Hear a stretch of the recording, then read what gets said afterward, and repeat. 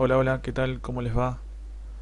Seguimos con neuroanatomía. Vamos a empezar con neuroanatomía 2 y vamos a seguir viendo lo que es la última parte de lo que sería el sistema nervioso central, que es la médula espinal, y a partir de ahí vamos a ver todos los conceptos relacionados con la médula espinal, que tienen que ver con, por un lado, las vías y los accesos periféricos a la médula espinal, y por último vamos a hablar de lo que son los nervios craneales y nuestro sistema nervioso autónomo.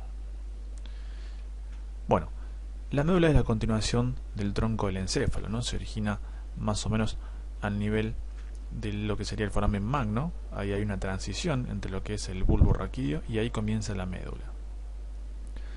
¿Qué características tiene la médula importante?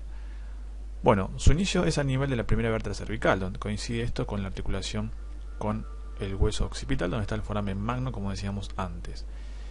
Y de ahí la médula espinal se extiende pasando por todo el canal vertebral, formado por las vértebras en casi su totalidad, hasta llegar aproximadamente al nivel de la primera vértebra lumbar. A este nivel termina la médula en un aguzamiento que se hace más chiquitita, ¿no? Y termina en lo que se llama cono medular. La forma que tiene la terminación de la médula nos recuerda a la forma de un cono. Entonces, la médula se extiende desde el agujero occipital hasta la vértebra L1.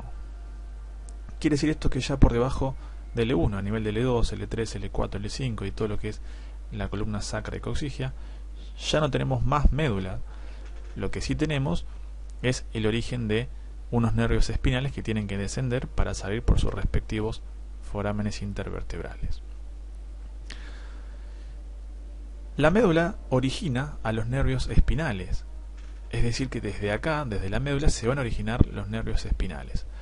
Estos nervios espinales coinciden con los segmentos, quiere decir esto que la médula se divide en segmentos que van a dar origen a un par de nervios espinales. Por ejemplo, a nivel del segmento C1 nacen el primer par de nervios espinales llamado C1. Luego, a nivel de C2, el segmento C2, nacen los nervios C2, derecho e izquierdo, y así sucesivamente, hasta que a nivel del cono medular se van a originar los últimos nervios, ¿no? Los lumbares y sacros. Esto significa que, de alguna manera, la médula espinal ya en el adulto quedó un poquito más corta, no ocupa todo el canal vertebral. Entonces, lo que sucede es que los primeros nervios van a ver que están como en una posición más horizontal, y a medida que nos vamos descendiendo, los nervios tienden a irse más hacia abajo, ¿no? Para ir buscando sus respectivos forámenes intervertebrales para salir del canal vertebral. Los nervios que están por debajo del cono medular, los que quedan por acá abajo, descendiendo, que son los últimos lumbares, sacro y coxigio, este conjunto de nervios se lo conoce con el nombre de cola de caballo. La cola de caballo es uno de los elementos, o el conjunto de elementos, que están dentro del canal vertebral, ya por debajo de L1, es decir, por debajo de donde termina la médula, a nivel del cono medular. Por otro lado, la médula es parte del sistema nervioso central y va a estar envuelta por las meninges. Esto lo vamos a ver después a continuación. Los segmentos medulares que dan origen a un par de nervios espinales se denominan metámera. Cuando hablamos de metámera medular nos referimos a ese segmento que origina los pares de nervios espinales. Segmento C6, por ejemplo, va a originar el par de nervios C6. Esos nervios espinales que ya los conocemos, que forman plexo, los ramos anteriores, los ramos posteriores van al dorso, que los vimos en miembros. Cada nervio va a tener un territorio sensitivo, ¿no? Más allá de que también son motores, que los vimos en miembros que músculos inervan, son también sensitivos y lo que hacen es tener un territorio sensitivo particular. A ese territorio sensitivo que corresponde a un nervio espinal se lo llama dermatoma. Significa entonces que en nuestro cuerpo tenemos todo un mapa de dermatomas que tiene que ver con el espacio o la región sensitiva de piel que corresponde a un nervio espinal. Bien, este es el concepto de dermatoma. Nosotros cuando vimos en miembros vimos que había varios nervios que terminan inervando las regiones sensitivas del miembro superior. Bueno, cada nervio tiene un territorio específico y a eso se denomina dermatoma. El dermatoma sirve para poder identificar de una persona, ya sea por un dolor intenso o una falta de sensibilidad. Eso nos va a decir, bueno, si corresponde por ejemplo a el dermatoma L3, sabemos qué nervio es, esto tiene que ver con parte de los nervios memorales, y de acá vamos a seguir como un mapa mental y ya sabríamos a qué segmento medular pertenece, ¿no? Si es L3 sabemos que pertenece más a este segmento que está a este nivel. Bien, entonces es importante conocer el concepto de dermatoma y metámera. ¿Cuántos son los nervios espinales? Bueno, son 31 pares de nervios espinales. Bien. La médula espinal tiene algunos engrosamientos que después veremos que tienen que ver más que nada con la distribución que tienen las neuronas dentro de la médula y que en los lugares donde forman plexos, por ejemplo a nivel cervical y lumbar, se hace un poquito más gruesa. Vamos a ver después cómo se ve esto. Lo que tenemos acá es una imagen, una vista anterior de la médula espinal. El objetivo de esta imagen es saber, que lo estamos viendo desde anterior, y cómo se distribuye dentro de la médula espinal la sustancia blanca y la sustancia gris. La sustancia gris, como ya vimos, forma una especie de mariposa, mientras que la sustancia blanca se ubica periférica. Esa mariposa, sustancia gris, son cúmulos de cuerpos neuronales, como ya veíamos que en el sistema nervioso central la sustancia gris es conjunto de cuerpos neuronales. Esta mariposa tiene como dos astas, en realidad tiene dos pares de astas, dos astas anteriores y dos astas posteriores. Las astas anteriores tienen somas de neuronas que son motoras, mientras que las astas posteriores tienen cuerpos neuronales que son de neuronas sensitivas. Desde ambas astas, anterior y posterior, se van a originar los nervios. Las raicillas de los nervios, fíjense acá, desde el asta anterior se van a originar, de un lado y del otro, ¿no?, las raicillas motoras para luego formar el nervio espinal. Y del asta posterior se van a originar las raicillas sensitivas que luego formarán la raíz sensitiva, pasarán por un ganglio, que es el ganglio sensitivo espinal, o ganglio anexo a la raíz dorsal, o ganglio espinal, y de ahí se va a unir la información con el resto del nervio espinal para formar finalmente el nervio espinal. El nervio espinal entonces acá vemos que es mixto, ¿no? Tiene tanto información sensitiva como información motriz. Y acá vemos cómo el nervio espinal tiene un ramo que se va hacia posterior y otro ramo que a nivel cervical y lumbar, que es el anterior, va a formar plexos. Esto sería un poco para saber cómo se originan los nervios espinales y la importancia de conocer que en la sustancia gris de la médula es donde se concentran los cuerpos neuronales que luego sus axones van a formar las raicillas, las raíces anterior y posterior, y luego finalmente se unen para formar el nervio espinal, que es el que sale por el foramen intervertebral. Bien, la médula también tiene surcos, ¿no? Surcos que nos hacen identificar que hay separaciones en la sustancia blanca. Entonces, es importante saber que la sustancia blanca, que es periférica, está alrededor de la sustancia gris en la médula, a diferencia de lo que veíamos en la corteza cerebral, donde la corteza era sustancia gris periférica, en la médula eso se invierte, ¿no? La sustancia gris está más central y la sustancia blanca periférica. Anatómicamente, la sustancia blanca la vamos a dividir en cordones, en lugares, espacios. Por ejemplo, esto que es anterior y esto es posterior, esto representa un corte transversal de la médula. Donde terminan las astas posteriores, acá y acá, van a ser los límites de toda esta región o este pedazo de sustancia blanca que va a recibir el nombre de cordón posterior.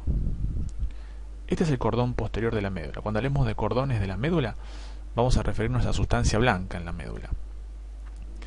Luego, más o menos en donde se produce el origen de las raíces anteriores, de las raicillas anteriores, acá, sería más o menos por acá, se va a formar un pequeño surquito, ¿no? Que ese surquito, que se llama surco anterolateral, nos va a dividir, nos va a separar hacia adentro, hacia medial, el cordón anterior de la médula espinal, sustancia blanca que está acá anterior. Y finalmente, hacia los laterales, digamos entre este surco anterolateral que se forma con la salida de las raicillas anteriores del nervio y este surco que es el posterolateral que se forma con el origen de las raicillas sensitivas del nervio, acá atrás, acá vamos a encontrar el cordón lateral. Bien, de esta manera tenemos un cordón posterior de la médula, cordón lateral y cordón anterior, posterior, anterior y lateral, los laterales. Por esta sustancia blanca, que como sabemos son conjunto de axones de neuronas, vamos a encontrar numerosas conexiones que van hacia arriba y abajo, es decir, todo conjunto de axones que le llamamos haces, que van a conformar parte de vías sensitivas que van desde abajo, desde la médula hacia el cerebro o el encéfalo en general, y vías motoras que descienden de la corteza cerebral hasta algún sector de la médula pasando por alguno de los cordones. Entonces los cordones importantes porque nos va a identificar que por acá pasan diferentes haces, conjunto de axones. Como decíamos al principio, la médula, si agarramos un corte en cada segmento de cada porción de la médula, ya sea cervical, lumbar, torácica, nos vamos a encontrar que la distribución entre sustancia gris y blanca va cambiando, va como aumentando la sustancia gris respecto de la blanca o disminuyendo de acuerdo al lugar. Fíjense, a nivel de la metámera C5, ¿no? Sería a nivel de la vértebra C5, ¿no? De cervical número 5. Vemos que la relación entre sustancia gris y blanca está bastante a favor de la sustancia gris, ¿no? En comparación con lo que pasa a nivel torácico. ¿Con qué tiene que ver esto? Con que a nivel cervical nosotros sabemos que se forman los plexos cervical y braquial. Entonces acá necesitamos que haya muchas más neuronas porque van a dar origen a numerosos nervios, a gran cantidad de nervios, ¿no? Que luego se entrecruzan y van formando todos los nervios, por ejemplo, del miembro superior.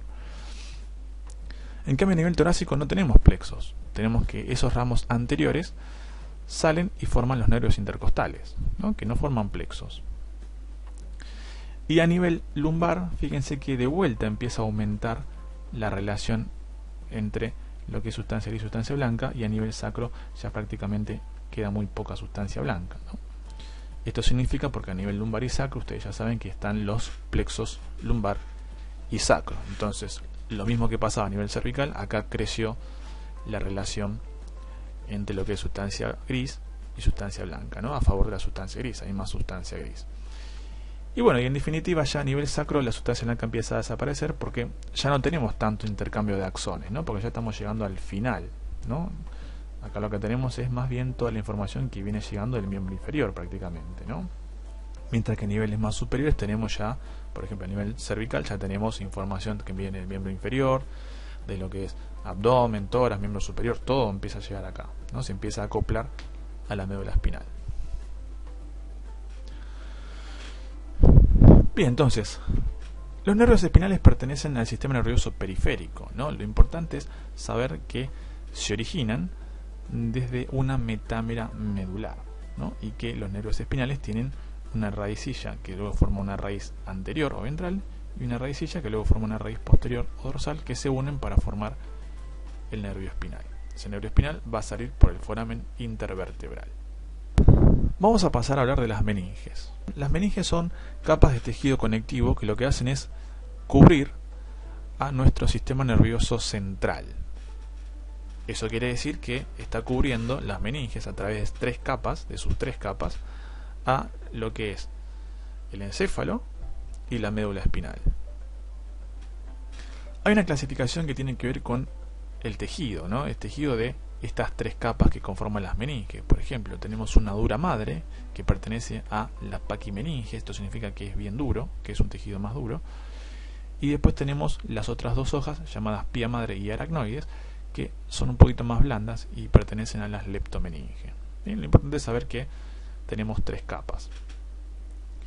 Esas capas se van a distribuir en todo alrededor de lo que sería nuestro sistema nervioso central y van a estar adheridas, sobre todo la dura madre, a los huesos, ¿no? Los huesos del cráneo. Pero no en todo el sistema nervioso central pasa eso. Vamos a ver que hay ciertas variaciones. Lo que estamos viendo acá, Netter nos muestra una imagen de un dibujo, mejor dicho, de un neurocráneo, ¿no? Ahí se ve un poquito de cara, donde lo que se hizo fue se desplegó parte de las meninges. Lo que se sacó acá es la dura madre y se empieza a ver acá lo que son vasos, todo lo que es la corteza cerebral, y acá en el fondo estarían las otras capas, ¿no? La dura madre es la capa más gruesa y es la más fácil de separar, ¿no?, de lo que sería el sistema nervioso central, en este caso el encéfalo.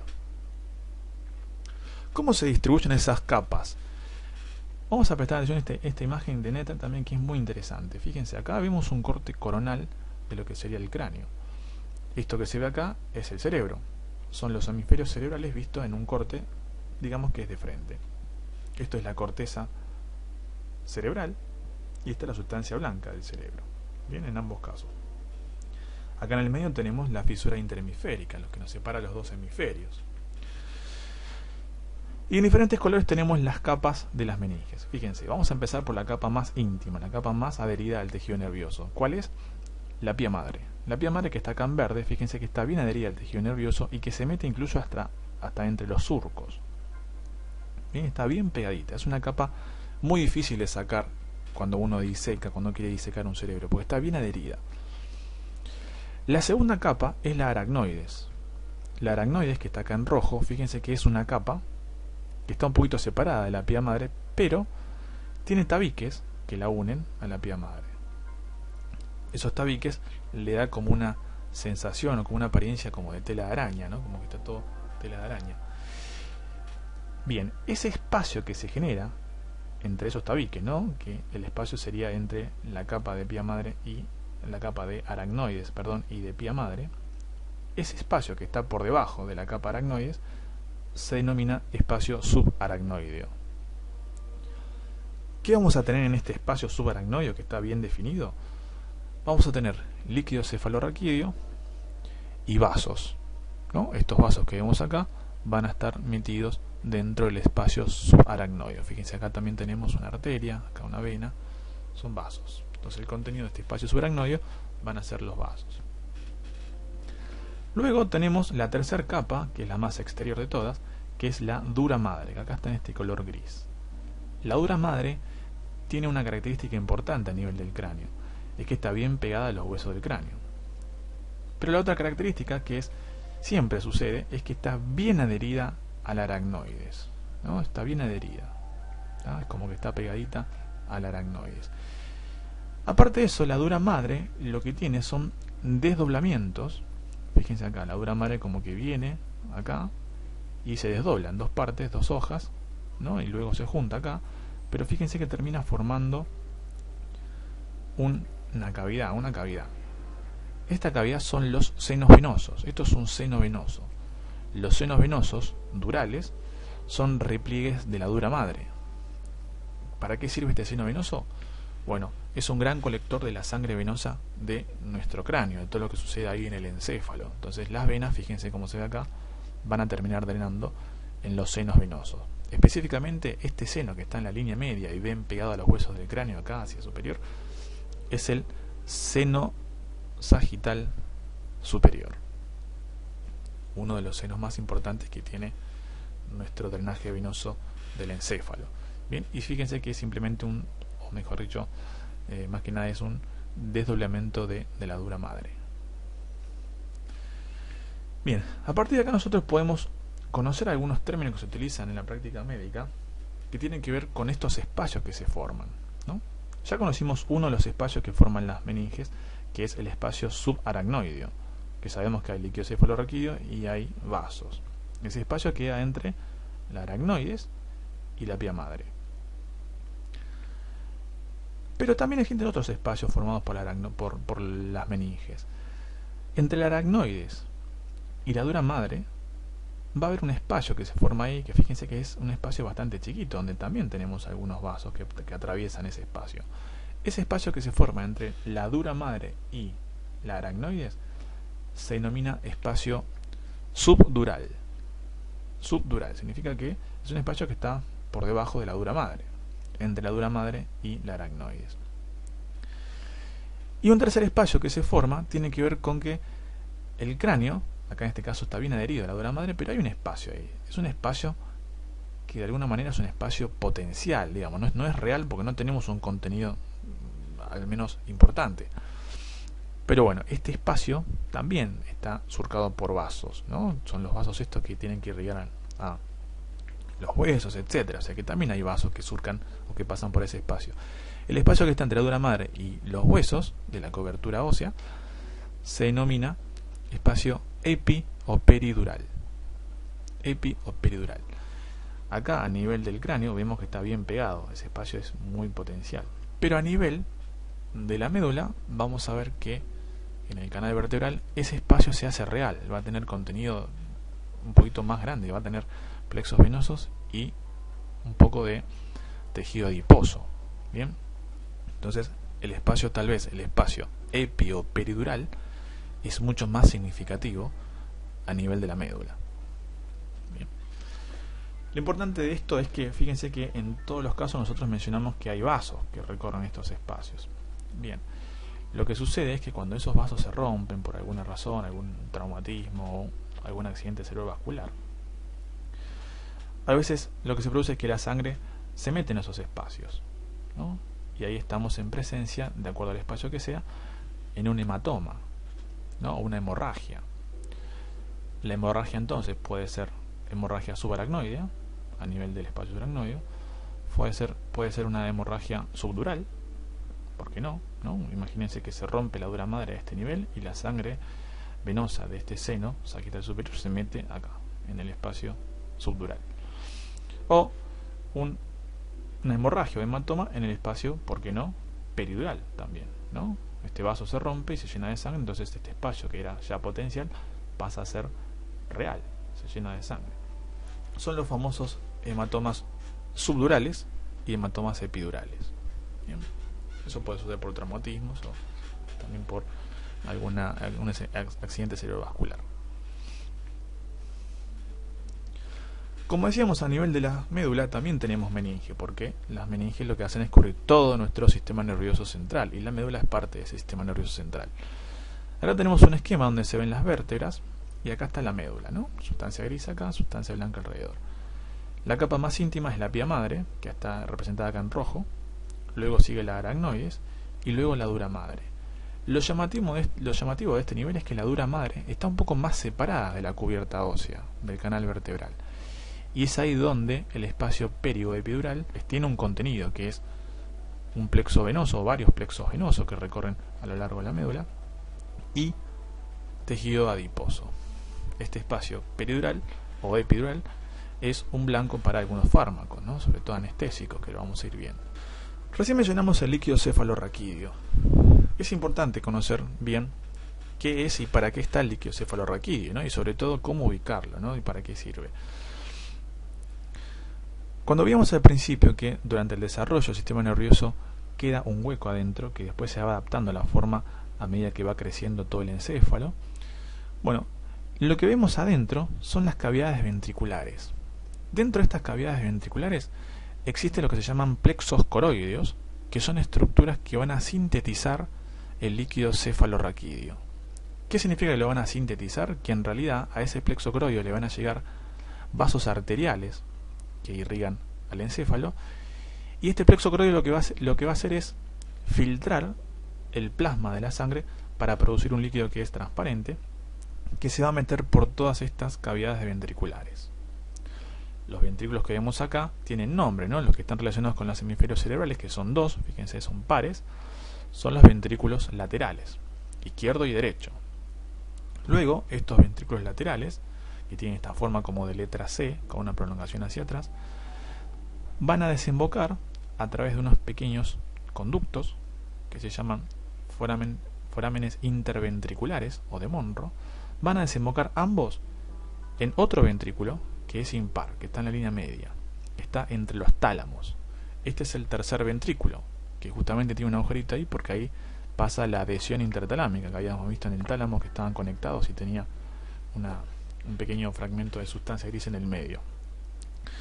Luego del tercer ventrículo se va a comunicar, ese líquido cefalorraquídeo va a pasar a través de este conducto un poco más alargado que atraviesa ya el tronco del encéfalo, y específicamente este conducto atraviesa el mesencéfalo, que se llama acueducto mesencefálico o de Silvio. este acueducto va a comunicar ahora al tercer ventrículo con el cuarto ventrículo, que era ese ventrículo que está entre el tronco del encéfalo hacia adelante y el cerebelo hacia atrás. A nivel del cuarto ventrículo pasa algo muy importante. Este cuarto ventrículo tiene una comunicación con el espacio subaracnoideo. El espacio subaracnoideo, ese que dijimos que estaba entre la pía madre y la aracnoides, sabemos que está alrededor de todo nuestro sistema nervioso central, ¿no? Porque pertenece a un espacio que es formado por las meninges. Bueno, a este nivel, el líquido que está dentro de las cavidades ventriculares va a pasar al espacio subaracnoideo. De esta manera entonces tenemos que los ventrículos, que es donde se sintetiza el líquido cefalorraquídeo, tienen el líquido cefalorraquídeo por dentro, pero también luego ese líquido cefalorraquídeo lo encontramos en el espacio subaracnoideo. De esta manera entonces sabemos que ¿dónde se sintetizan el líquido cefalorraquídeo, ¿no? ¿Cuáles son las estructuras que sintetizan? Son los plexos coroideos, que están ubicados ¿dónde? En los ventrículos. Los plexos coroideos se ubican específicamente a nivel de los ventrículos laterales, a nivel del tercer ventrículo y a nivel del cuarto ventrículo. ¿Qué pasa con ese líquido cefalorraquídeo? Que una vez que está en los ventrículos pasa, fíjense acá, al espacio subaracnoideo, ¿no? Una vez que el líquido cefalorraquídeo está en el espacio subaracnoideo, lo que sucede es que nuestro sistema nervioso central ya está sumergido en todo ese líquido. Fíjense que tiene todo el líquido por alrededor, aparte de tener adentro, en lo que serían las cavidades ventriculares, también está por alrededor. Significa entonces que nuestro sistema nervioso está suspendido en líquido, está como flotando en líquido. Eso hace que nuestro sistema nervioso central pese menos, se amortigue ante algunos traumatismos, algunos movimientos bruscos, ¿no? Entonces, de alguna manera el líquido cefalorraquídeo cumple la función de protección de nuestro sistema nervioso central.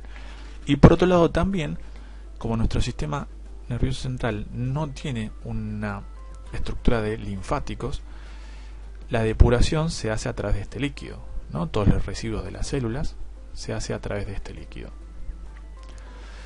Este líquido que tiene que circular, no se puede acumular y quedar para siempre en el mismo lugar. Entonces sabemos que se sintetiza en los plexos coroideos, que luego de los ventrículos pasa a el espacio subaracnoideo, pero se tiene que reabsorber, ¿no? Si se sintetiza, en los plexos coroideos dentro de los ventrículos y luego sale al espacio subaracnoideo, bueno, en algún momento se tiene que reabsorber, ¿no? No puede quedar acumulado ahí. Bueno, se reabsorbe a nivel de los senos, en especial el seno sagital superior.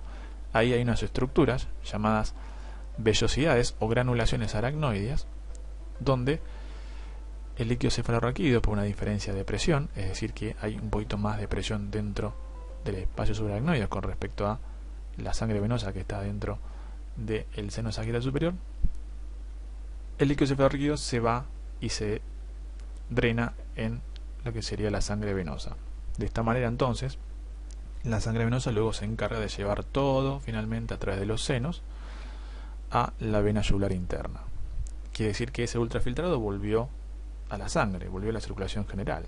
Había partido del plexo coroideo, que era un ultrafiltrado de sangre arterial, y ahora se reabsorbe a nivel de las granulaciones aracnoides, que son estructuras formadas por las aracnoides, que fíjense que de alguna manera protruyen hacia el seno sagital superior para que el líquido cefalorraquídeo pueda drenarse en la sangre venosa de ese seno. Las granulaciones aracnoideas son estructuras valvulares, quiere decir que el líquido cefalorraquídeo pasa y no vuelve, ¿no? Al igual que no deja pasar la sangre venosa. Es muy importante conocer esto porque una de las características importantes que tiene ese líquido cefalorraquídeo es que es transparente, o sea que es un líquido que no tiene células como tiene la sangre.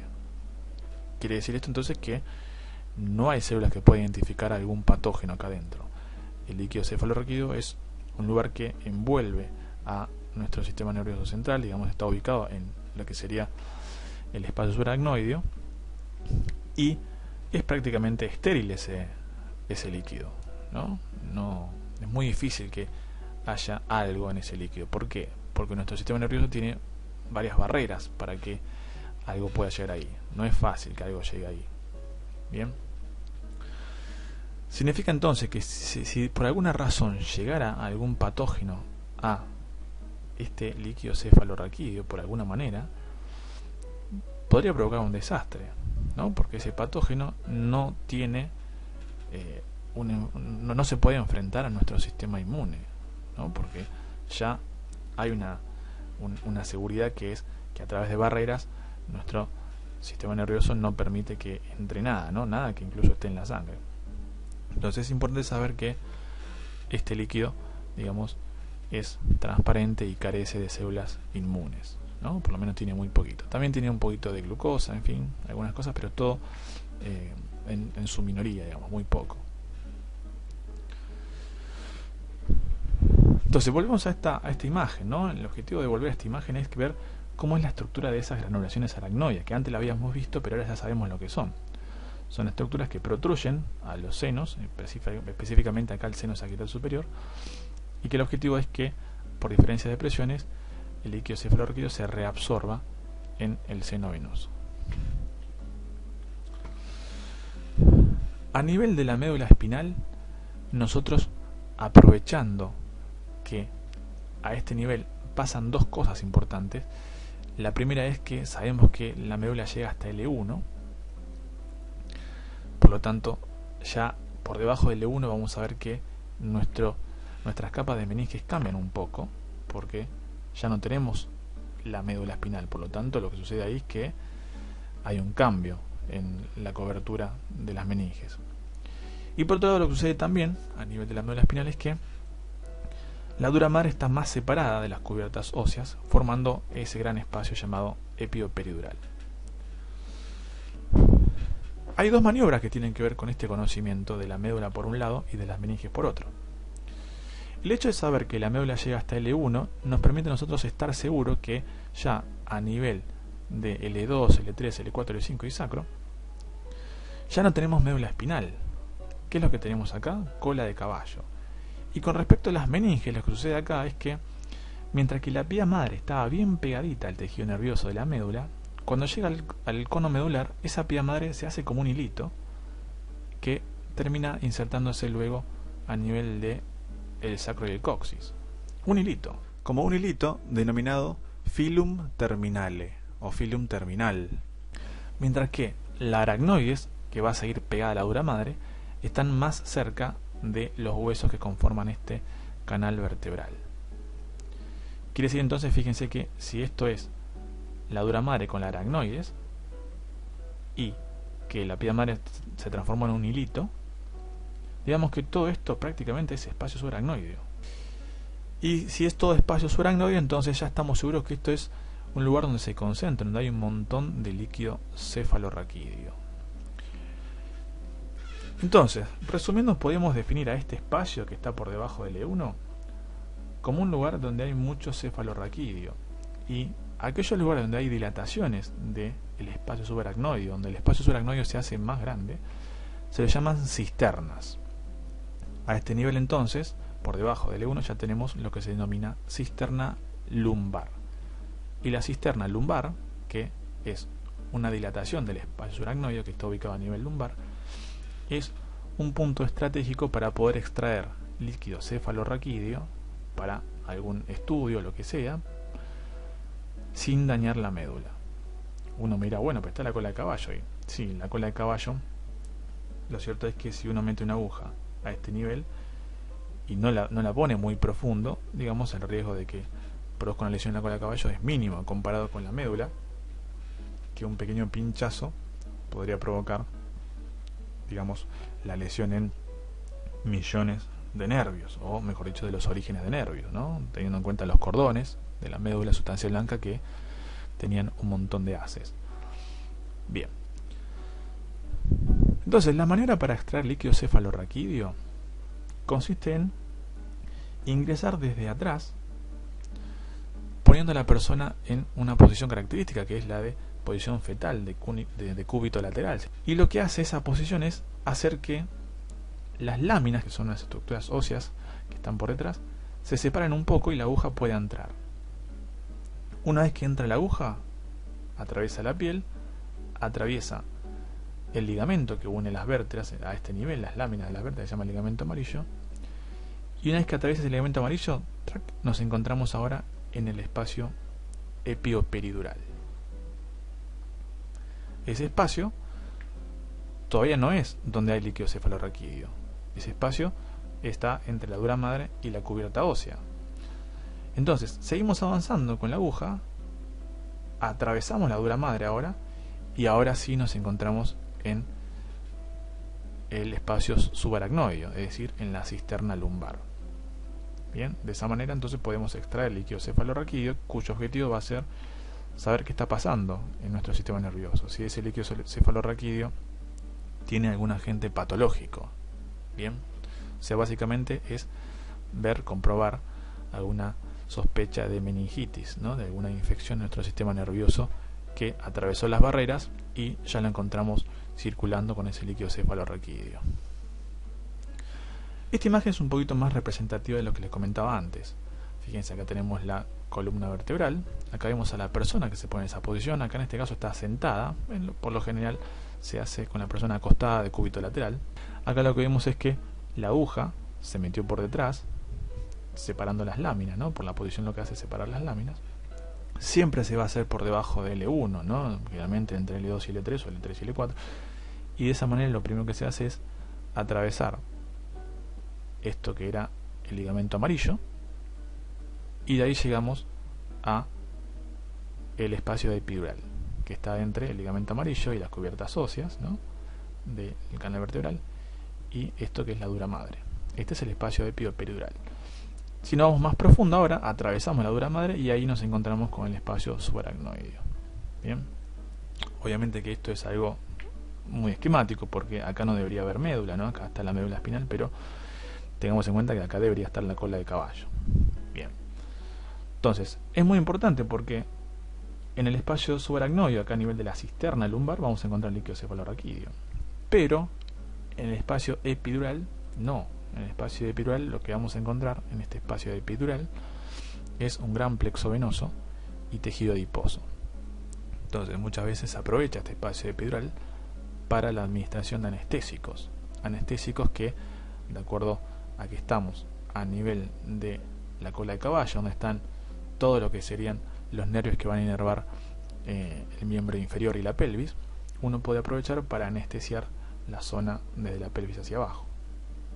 Bien, esto por ahí tiene un tiempo más corto, ¿no? Para operar, no es como una anestesia total que se puede ir, digamos, administrando con los gases, etcétera, pero acá el objetivo es tener un acceso rápido a un lugar que nos permita anestesiar todo lo que es la pelvis y miembro inferior.